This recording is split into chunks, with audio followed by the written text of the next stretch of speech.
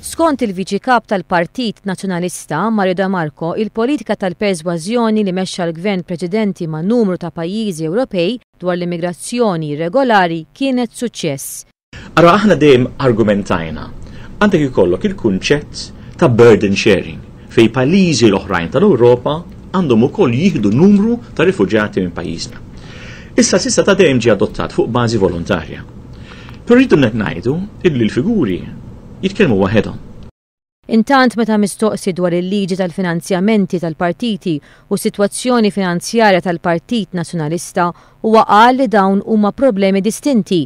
Sadan it-tant brabta ma' sitwazzjoni finanzjarja tal-Partit Nazzjonalista, il-Viċi Kap tal-Partit Nazzjonalista Beppe Fenek Adami ġie mistoqsi jekk hemmx possibilità li jiġu ssenzjati ħaddiema tal-Partit Nazzjonalista. Huwa qal li jaħseb li huwa l-mument li jittieħdu deċiżjonijiet rigward il-finanzjament tal-partit.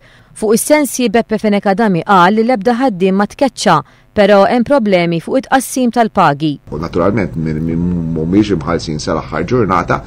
Beppe Fenek Adami kif ukoll Mario De Marco appellaw għal volontira biex jgħinu lill-Partit Nazzjonalista hekk kif jinsab fi kriżi finanzjarja.